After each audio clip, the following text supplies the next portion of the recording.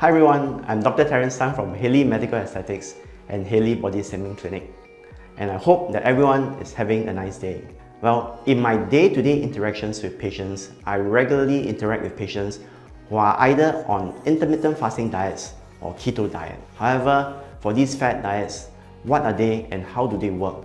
And what do they even mean? Let's start with intermittent fasting diets. Amongst the patients who see me who are on intermittent fasting diets, most are actually practicing some form of time-restricted eating or time-restricted dieting.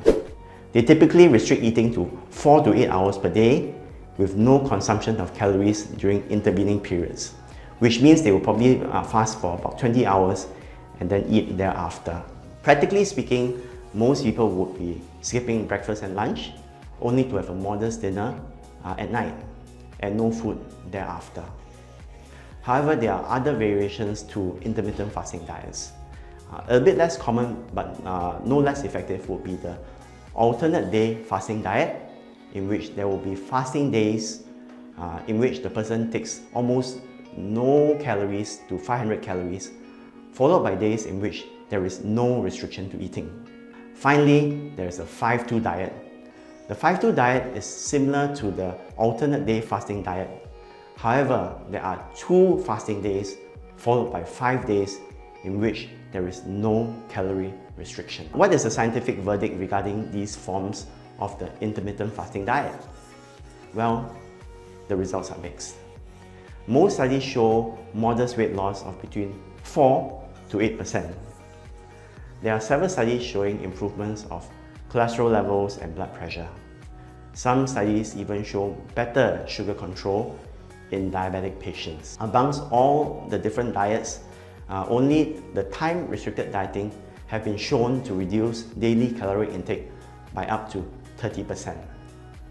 The obvious question is how these diets affect the normal functioning of the body's vital organs and how it might lead to problems in the near and long term. People who are prone to gastritis or have gastric ulcers may indeed worsen these conditions with intermittent fasting diets. And therefore, those who choose to do intermittent fasting diets should pay attention to consuming enough fruits and vegetables to keep up their fiber and micronutrient intake.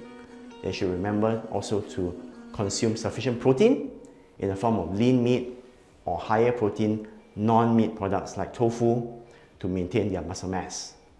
And also, very importantly, children, pregnant women, and the elderly should not be engaging in intermittent fasting diets. Let's now move on to the keto diet.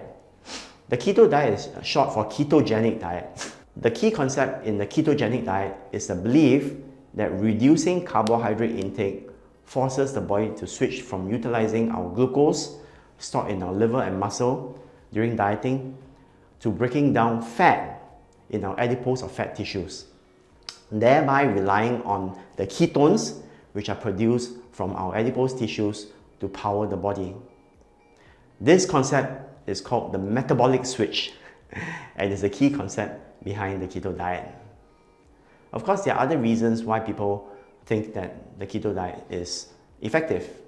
Another widely accepted view is that high fat content in the keto diet has a satiating or fullness effect. This could be related to the decrease in appetite-stimulating hormones, which are reduced when less carbohydrate is consumed. There are other scientists who also believe that the ketones produced have a direct hunger-reducing effect. A typical keto diet will require the person to reduce carbohydrate consumption to less than 50 grams a day. Now, a good way to remember would be a bowl of rice. So a bowl of rice has approximately 50 grams of carbohydrate in terms of starch within it. So, how effective is this? Well, quite effective it seems. Some studies have shown weight reduction of up to 15% of the body weight, and that's a lot. The scientific community has also adopted the diet to improve various medical conditions. So, since the keto diet is so good, is it for everyone? Well, I guess you already know the answer. Many doctors are worried about the high fat content in the keto diet. While on one hand, weight loss leads to reduction in the risk of heart disease, stroke, and other ailments related to lifestyle, the increased consumption of fat is believed to have the opposite effect, increasing this risk. Studies so far have not been conclusive in determining the risk-benefit of the keto diet. So, the verdict is also not out yet for the keto diet. There, we have it. The intermittent fasting diets and the keto diet explained.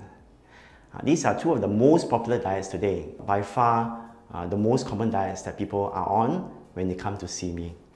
So, which do you choose, or should you just stick to a balanced diet? Well, as with everything in life, it depends. My advice is to know the pros and cons of various diets and choose a diet that you can sustain for the long term. If the diet is not sustainable, or if you choose not to adopt any of these diets for any reason, there is always the option of adopting the time-proven method of having a low-calorie balanced diet and lots of exercise. And that, I feel, is acceptable for most people. And that's something that we can all agree on. This is Dr. Terence Tan signing out, and have a nice day ahead.